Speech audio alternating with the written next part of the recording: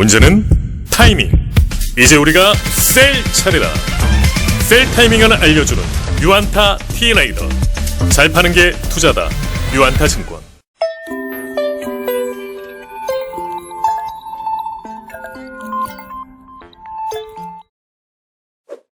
안녕하세요. 유안타증권의 박성호 연구원입니다. 오늘은 롯데관광개발에 대해서 말씀을 드리도록 하겠습니다.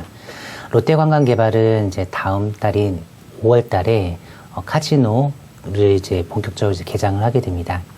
정확히 말씀드리자면 이제 롯데관광개발의 자회사로 LT 엔터테인먼트라는 회사가 있는데요. 제주도청 측에서 LT 카지노가 신청을 한 제주 드림타워의 그 카지노 확장 이전을 승인하였습니다. 이로 인해서 5월 달에 제주 드림타워에 카지노가 이제 개장을 하게 됩니다. 지금 현재 코로나 상황으로 인해서 당분간은 매출이 거의 없을 것이긴 합니다만, 이 카지노에 대해서 조금 손익적인 측면에서 좀 분석을 해보는 게 좀 의미 있는 시간이 될 것 같아서 자료를 한번 작성해 봤습니다. 네, 다시 한번 좀 더 말씀을 드리면요. LT 엔터테인먼트라는 회사는 롯데관광개발의 100% 자회사입니다.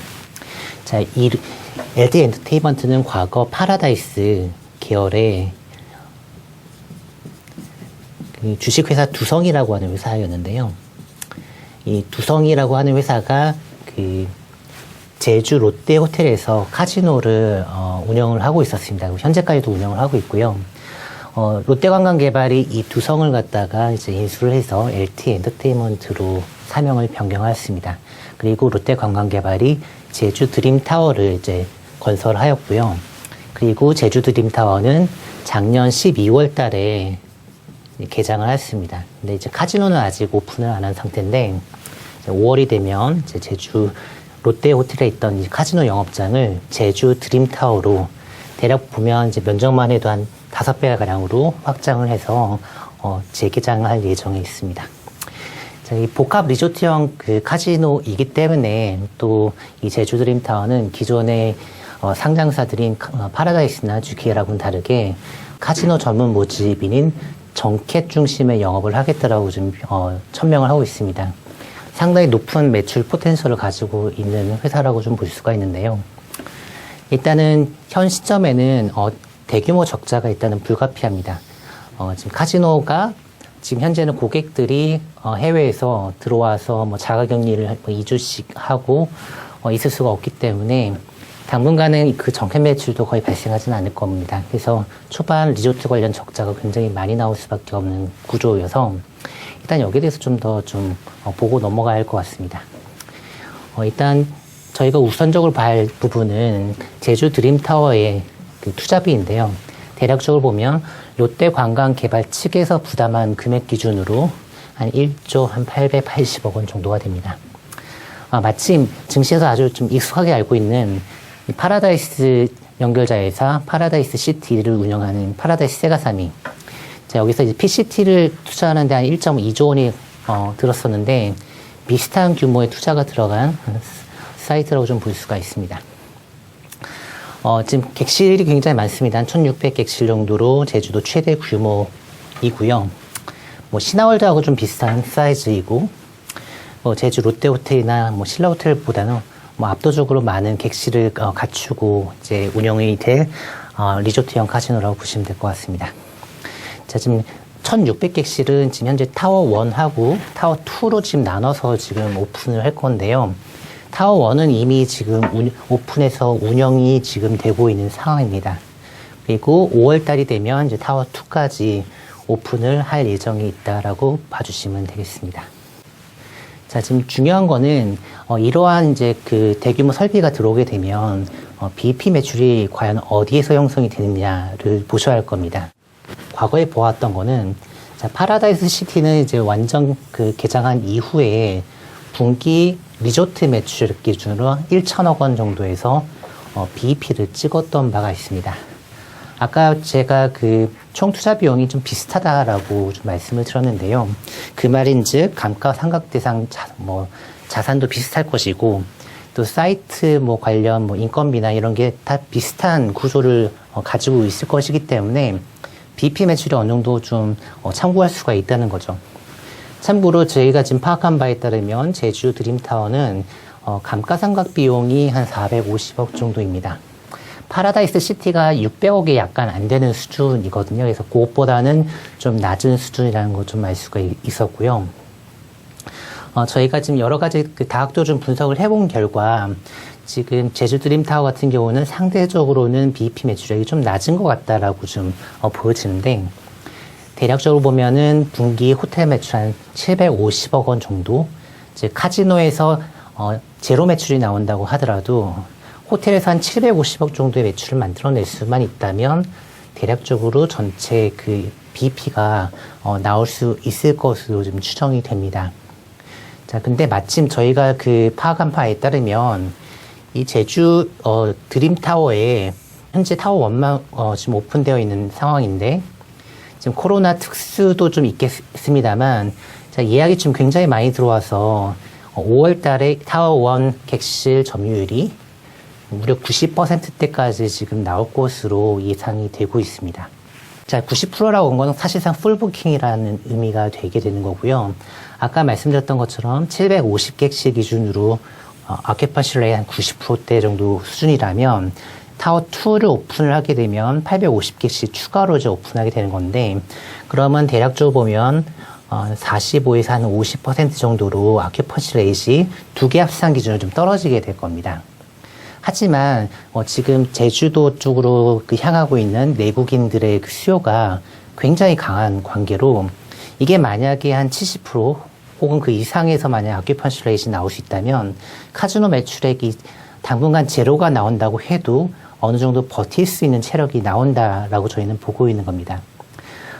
참고로 저희는 그 중요한 지표를 2개 타워 1, 2 합산 기준으로 아큐펀시 레이 한 70%대 정도만 나오면 아주 성공적이라고 보고 있는데요. 자, 타워 1, 2 합산 기준으로 아큐펀시 레이 70%를 찍는다라는 것은 분기당 호텔 매출액이 객실만 한 300억 원 정도가 나온다는 것을 의미를 하는 겁니다.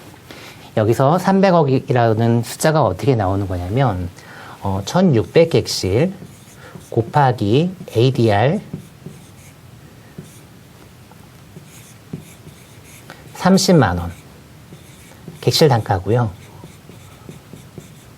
곱하기 객실 점유율 70% 곱하기 90 영업일까지를 하게 되면 이론적으로 객실 매출액이 300억이 나오게 됩니다. 분기당 300억이 나오게 되어 있고요. 그리고 지금 최근에 지금 제주 드림타워에 객실과 비객실 매출의 비율이 1대1 정도를 형성하고 있습니다. 지금 제주도 시장 자체가 대략적으로 보면은 이제 객실에서 쓰는 것만큼 F&B나 다른 쪽에서 쓰는 것도 거의 비슷하게 지금 사람들이 쓰고 있다라는 거여서요. 지금 객실에서 300억의 매출이 나올 수 있다면 비객실에서도 300억이 나올 수가 있다라고 보여져서 분기당 한 600억 원 정도의 매출을 기대를 할 수가 있게 됩니다. 그러면 앞서서 제가 말씀드렸던 것처럼 한 750억이 만약 BEP 포인트가 맞다면 호텔에서만 한 600억을 할 수가 있게 되면 적자 한 150 언저리를 기대를 할 수가 있게 되는 거죠. 자, 그렇게 되면은 이 정도 수준을 유지를 하게 되면 연간으로 보면은 한 600억 정도의 적자가 나오게 되는 거죠. 자, 그러면 600억 정도의 여기에다가 추가적으로 영업외단에 발생하는 이자 비용이 한 330억 정도가 또 추가적으로 더해질 건데요. 이걸 다 감안해 보면 한 세전단에서 거의 한 1000억 정도의 적자가 나오게 되는 그런 구조에 있습니다. 지금 이 회사를 보는 데 있어서는 이제 코로나 상황이 장기화되었을 때 과연 이제 회사가 완전히 망가질 가능성이 있느냐 없느냐를 판단해야 되는 건데요.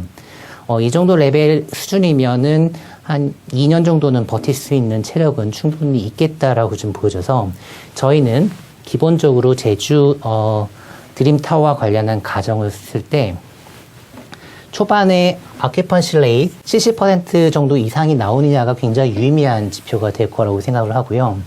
그렇게 되면 카지노 매출 제로라고 해도 버틸 수가 있다라고 좀 보고 있습니다.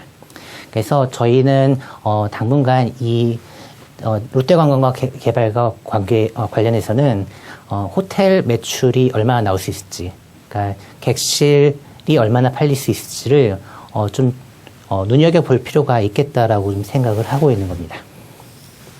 네, 그러면 여기까지 이제 비용에 대한 분석을 했기 때문에 이제 매출을 좀 봐야 할 시점이 온 것 같은데요. 이제 매출에 대해서는 이제 기본적으로는 카지노를 봐야 되는 겁니다.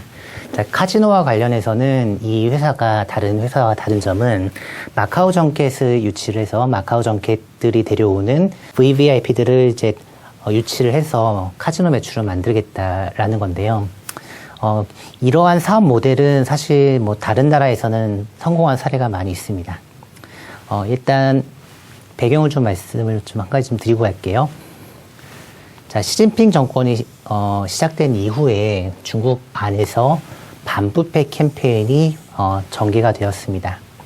반부패 캠페인으로 인해서 중국 공무원들과 이제 연계되어 있는 각종 로비 자금들 혹은 검은 자금들이 모니터링의 대상이 되게 되었고, 이로 인해서 이 마카오 정켓들이 영업을 하기에 좀 어려운 상황이 도래를 하였습니다.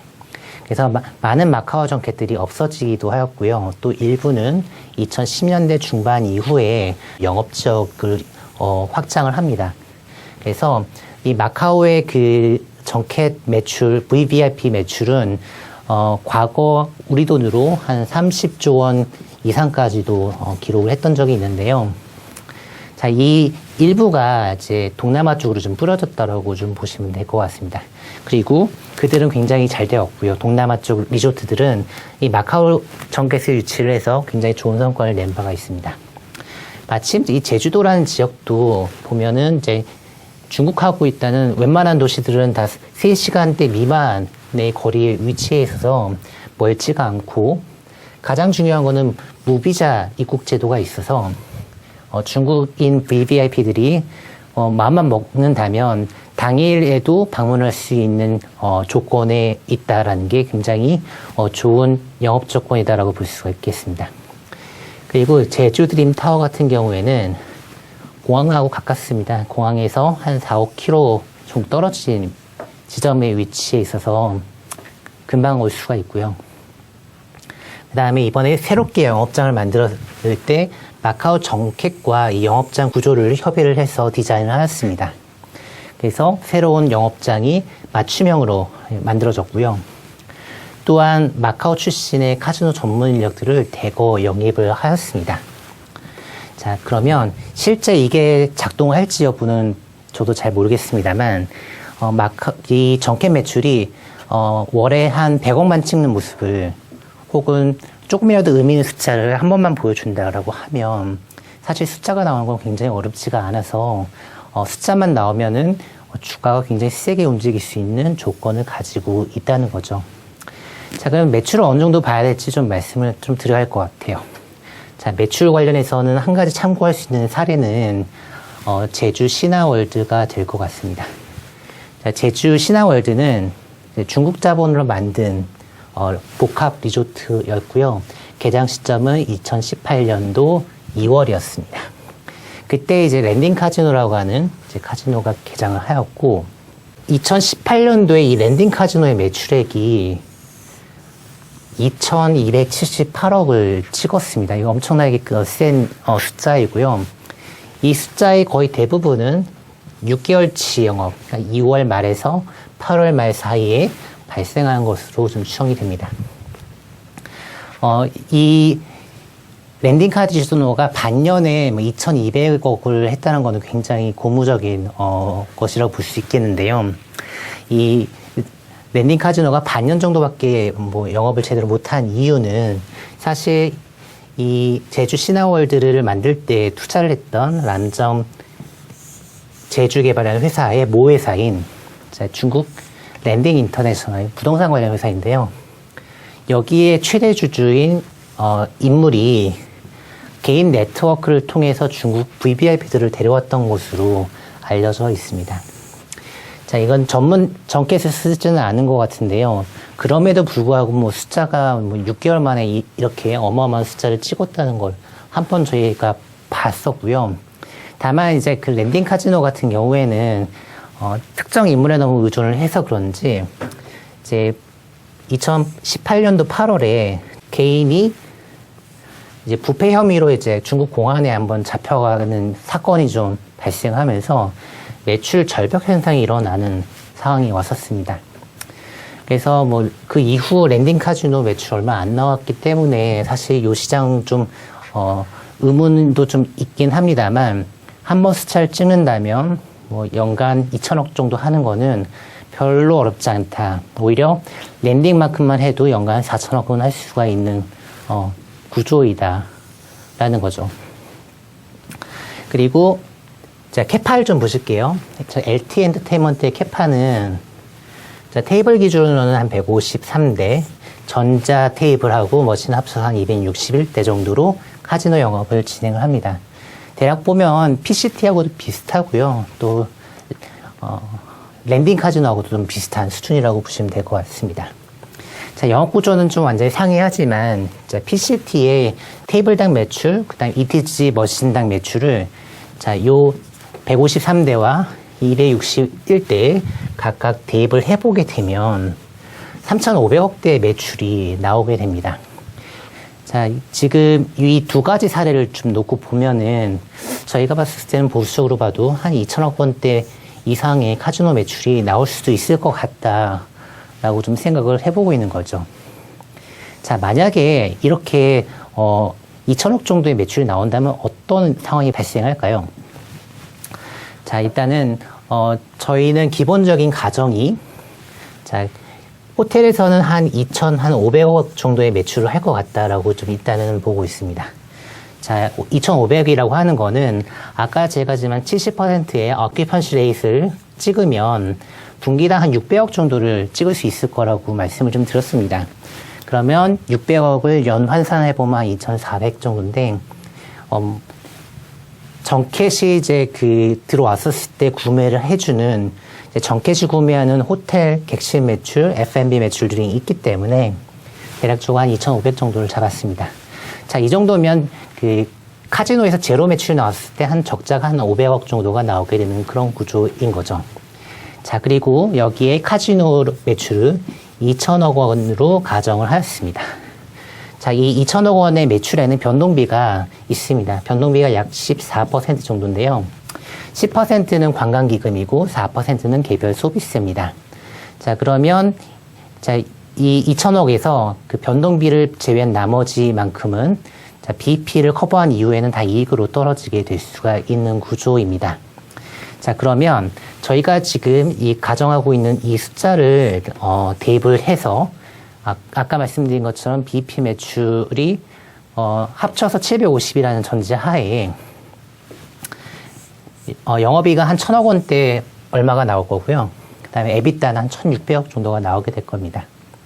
자, 그러면 서머 오브 더 파트를 통해서 저희가 이 가치를 좀 산정해 보면 에비타 1,600억에 EV 에비타 배수 16배를 더 적용을 하고 거기에 순차입금 8,200억 정도를 빼보게 된다면 대략적인 기업 가치가 한 1.7조 정도가 나올 수가 있게 됩니다.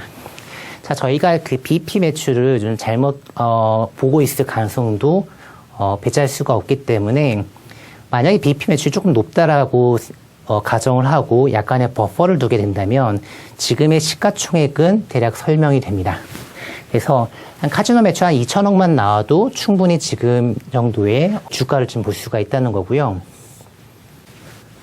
만약에 매출이 2천억에서 3천억으로 올라간다고 하면 카지노 매출이 1,000억 정도 순증하게 됩니다.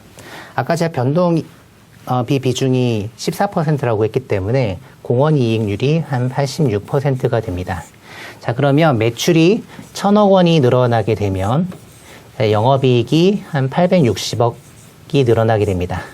에비타도 마찬가지로 한 860억씩 늘어나게 됩니다. 자, 그러면 자, 1,600억 에비타가 2,400이 되고 또 매출 1,000억 더 늘어나면 3,300이 되고 1,000억이 또 늘어나면 한 4,100억 정도가 붙게 될 것으로 저희는 보고 있고요. 그러면 이 기업 가치가 이렇게 뭐 비약적으로 좀 증폭되는 효과가 있다는 겁니다. 자, 그럼 결론적으로 좀 말씀을 드리면 일단 제주 드림타워가 당분간은 카지노 매출을 만들기가 굉장히 어렵기 때문에 저희는 일단 기본적으로는 호텔 지표에 집중을 하자는 겁니다. 그래서 어려운 상황에서도 버틸 수 있는 수준의 호텔 매출이 나올 수만 있다면 이 롯데관광개발에 대해서는 좀 긍정적으로 봐도 좋을 것 같고요. 나중에 이제 실제로 카지노 매출까지 찍어준다면 그럼 이런 로직으로 인해서 기업 가치가 증폭이 될 수 있는 여지가 좀 많이 있겠다라고 좀 보고 있습니다. 네, 여기까지 지금 롯데관광개발에 대해서 저희가 가지고 있는 생각, 의견, 숫자 등을 공유해드리는 시간 가졌습니다. 네, 경청해 주셔서 감사합니다. 문제는 타이밍. 이제 우리가 셀 차례다. 유안타 T레이더.